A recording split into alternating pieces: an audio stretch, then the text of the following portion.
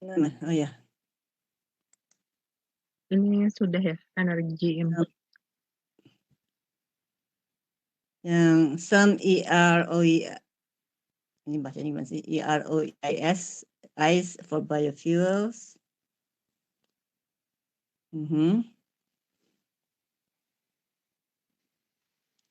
Okay, the future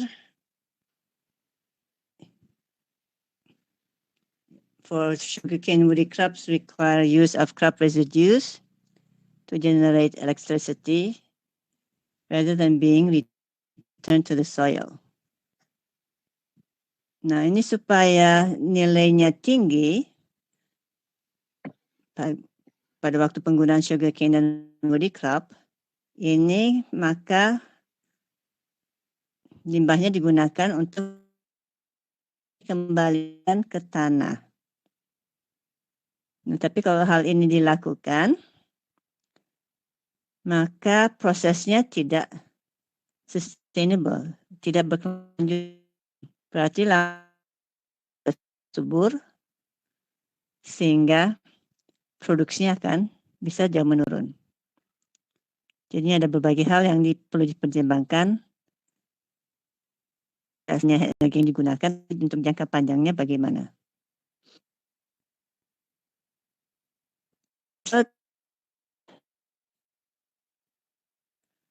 Nah, apakah biofuel dapat menurunkan emisi CO2 ke atmosfer?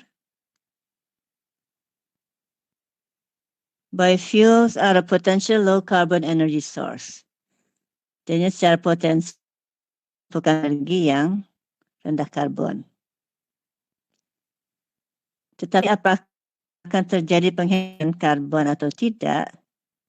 Ini tergantung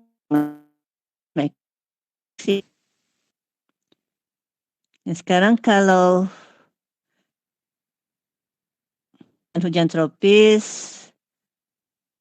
tanah gambut, savana, atau rumput digunakan untuk produksi biofuel yang berdasarkan makanan seperti di Asia Tenggara dan Amerika. Ini menghasilkan biofuel. Jadinya ada hutang karbon dari biofuel. By releasing 17 to 420 times more CO2 than the annual greenhouse gas reductions is by displacing fossil fuels. Jadi hutang karbon tersebut ini melepaskan 17 sampai 20 kali lebih banyak CO2 dibandingkan hematan pelepasan gas rumah kaca yang diganti oleh yang diturunkan oleh penggunaan biofuel akibat mengganti bakar fosil.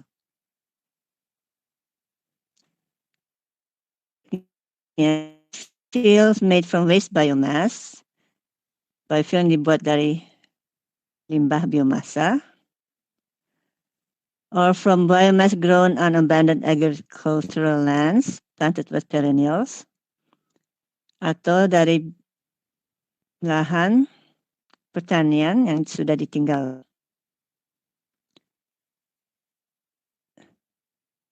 Dan hutang karbon dan langsung memberikan keuntungan penghematan pelepasan gas rumah kaca.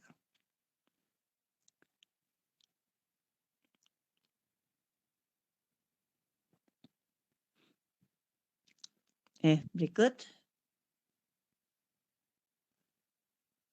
Adanya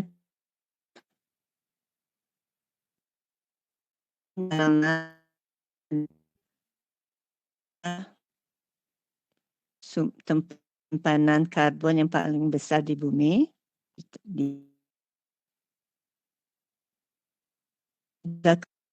kebanyakan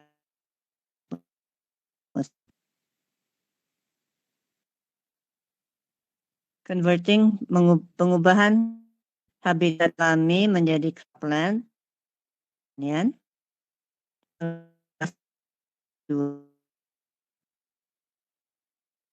atau posisi mikroba organik di tanaman, di biomasa tanaman atau di tanah. Setelah pelepasan akibat api yang digunakan untuk membabat lahan atau dari dekomposisi daun dan akar, ada masa pelepasan gas rumah kaca, sisa-sisa akar batang yang masih sedang membusuk, dan produk-produk kayu yang membusuk atau yang dibakar. Nah, kita menyebut jumlah CO2 yang dilepaskan selama 50 tahun pertama dari proses ini disebut sebagai carbon hutang karbon, land conversion, dari perubahan lahan.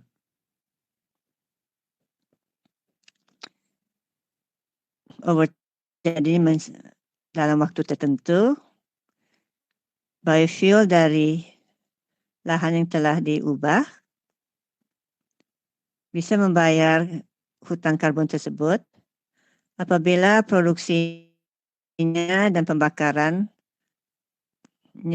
punya emisi gas rumah kaca lebih kecil dibandingkan life cycle emissions of the fossil fuels they displace. Dibandingkan emisi bahan bakar fosil yang mereka ganti. Until the carbon debt is repaid, sebelum hutang karbon ini dibayar, biofuel dari lahan yang telah dikonversi mempunyai dampak gas rumah kaca yang lebih tinggi dibandingkan bahan bakar fosil yang mereka ganti. Jadinya rupanya untuk bisa benar-benar terjadi penghematan pelepasan gas rumah kaca, itu sangat tergantung sumber, sangat tergantung dengan lahan yang digunakan untuk memproduksi.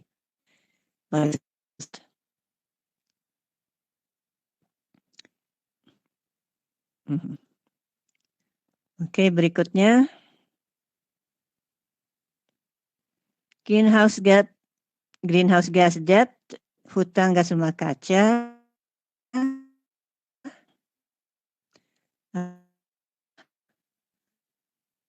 padang rumput,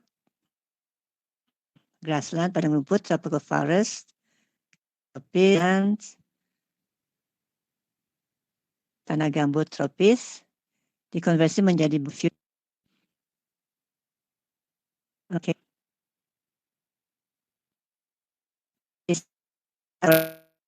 Ada jenis tanahnya, tanah gambut dan Malaysia, hujan tropis Indonesia, Malaysia, Brazil, crop and biofuel, sini yang Malaysia, Indonesia itu untuk produksi palm oil, biodiesel dari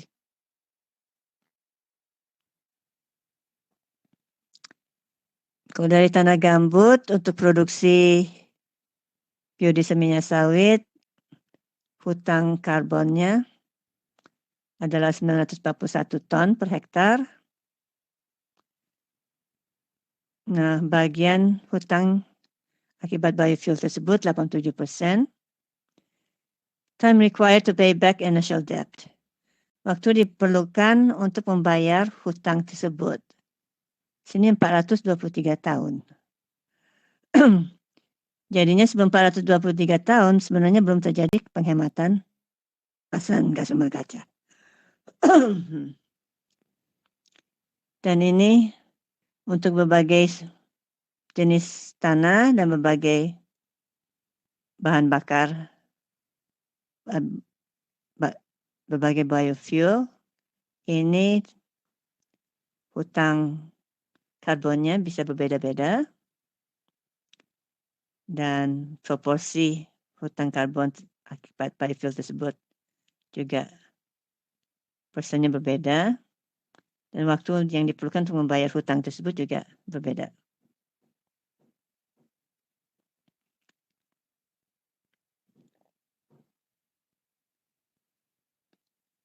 Berikutnya, ini masih informasi yang sama.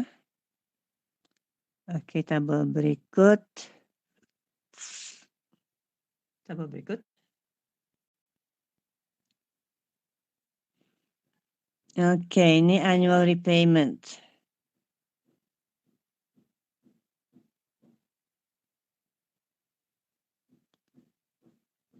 Ini informasi yang sama masih, tapi dalam bentuk tabel.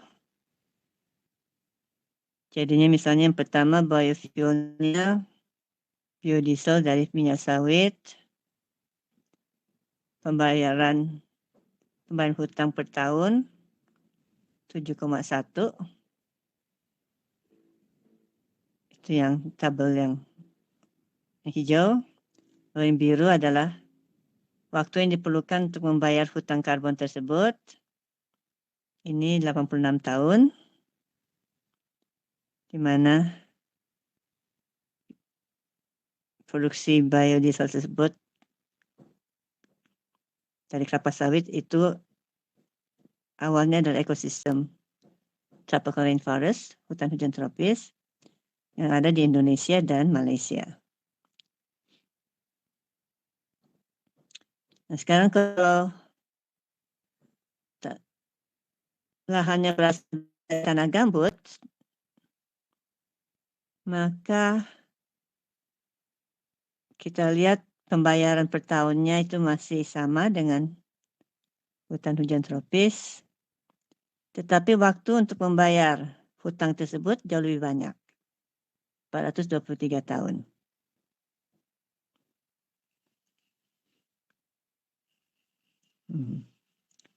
Lalu ini ada contoh yang di Brazil sama di Amerika juga.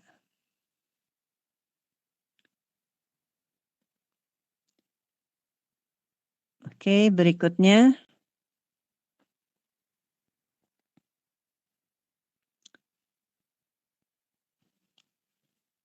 Slide berikut. There is a second just recently recognized indirect effect. Ada efek tidak langsung yang kedua yang baru saja disadari. Production of biofuels reduces the demand for oil. Jadinya produksi biofuel akan mengurangi permintaan bahan bakar fosil, minyak.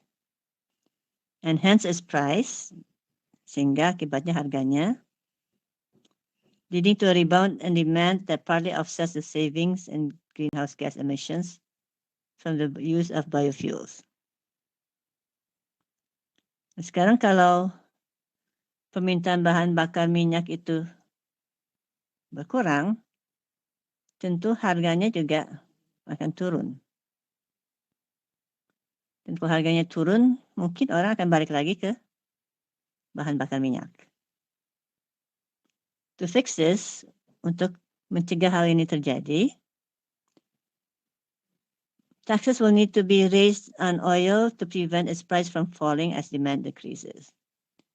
Maka bahan bakar fosil harus dipajakin untuk mencegah harganya turun. Waktu permintaannya turun. Ya. Berarti yang satu-satunya negara yang mensubsidi bahan bakar fosil Indonesia ya? Nggak tahu ya. Negara lain bagaimana? Tapi saya ingat di Inggris bahan bakar fosil bisa bensin, diesel atau solar, itu dipajakin. Kena pajak malahan. Di Indonesia malah disubsidi.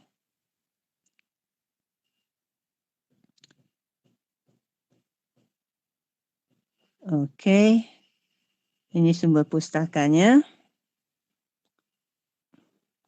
Lalu ke slide terakhir ada tugas. Pergi ke slide terakhir.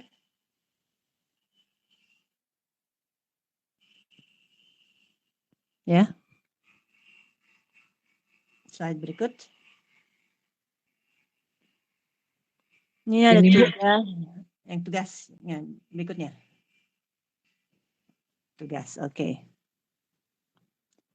Cari minimal 3 berita yang berhubungan dengan bioenergi di Indonesia yang terbit tahun 2022 sampai 2023 ya. Beritanya bebas dari mana saja. Bisa berita koran, berita TV, jurnal ilmiah, majalah, webinar, atau apapun juga. Lalu buat satu tulisan singkat tentang apa yang telah saudara baca, sehingga alur ceritanya runut dan enak dibaca. Ini jangan ada 3 sumber, lalu kita bikin 3 ringkasan, bukan. Kita gunakan 3 sumber, tapi harus bikin satu cerita. Tulisan maksimalnya 1 halaman, dan tulis sumbernya secara lengkap. Sehingga kalau saya mau mencari sumbernya, saya bisa menemukan sumbernya. Ya. Oh, yaitu dikumpulkan minggu depan.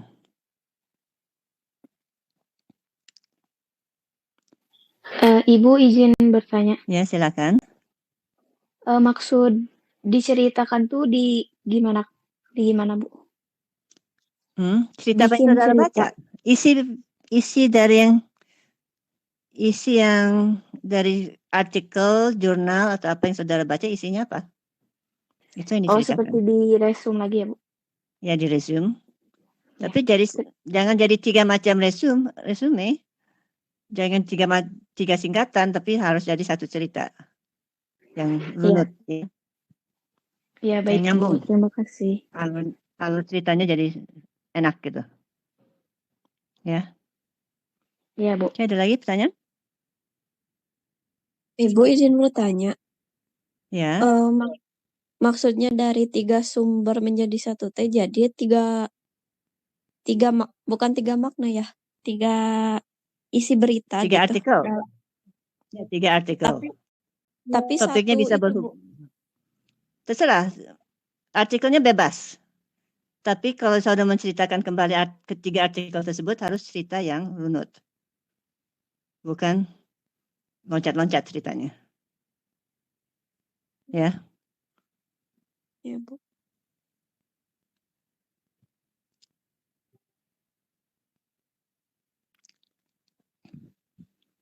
Ada lagi pertanyaan? Ibu maaf izin bertanya. Ya. Ini tugasnya dikumpulinnya offline atau online, Bu? Offline. Offline berarti ditulis di buku ya, Bu? Ditulis di kertas. Oh iya, Bu. Baik, Bu. Terima kasih.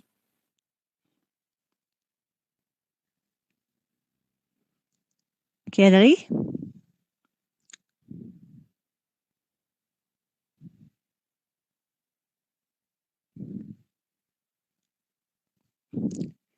Oke, kalau tidak ada, mungkin sampai di sini saja. Ya, baik, Bu.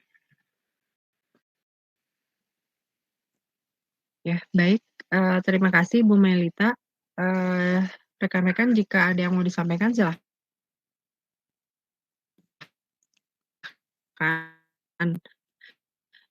Jika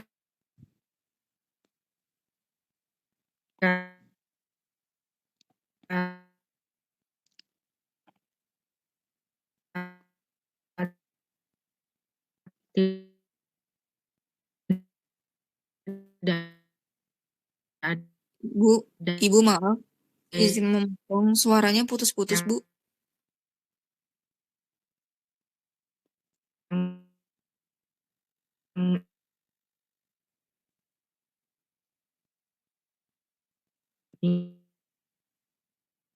ingin ditanyakan atau disampaikan,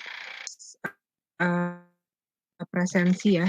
Mudah-mudahan bisa langsung di-scan di layar. Majelis bersama-sama. Alhamdulillah ilaha illa anta astaghfiruka wa atubu ilaih. Wassalam.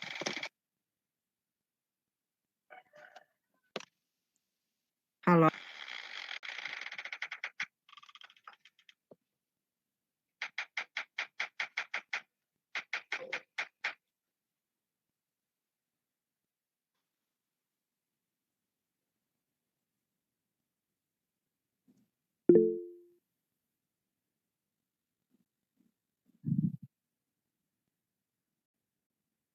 Kak punten, kalau biasanya Ibu suka pakai kertas apa, HVS atau binder?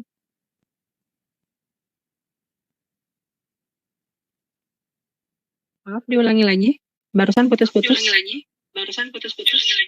Tugasnya biasanya dikumpulin pakai kertas HVS atau binder, Bu?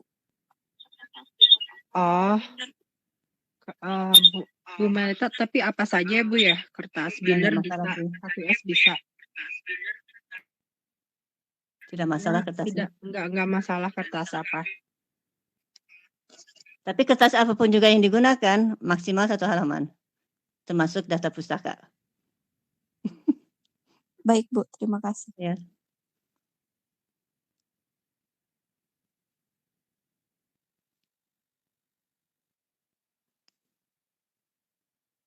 Oke, masih ada pertanyaan?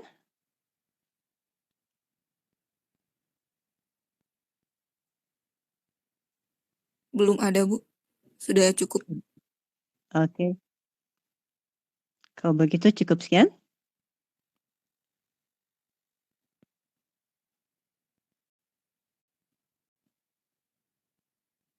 Ya, baik. Terima kasih Bu Melita. Sambil menunggu Google Meet-nya habis, saya tayangkan QRIS untuk presensi ya, rekan-rekan ya. Silahkan dicoba dulu. Baik, Bu.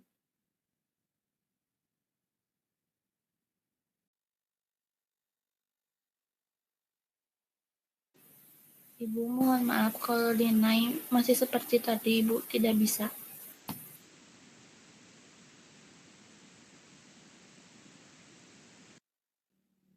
Oke, saya izin live ya. Bu. Baik, Bu.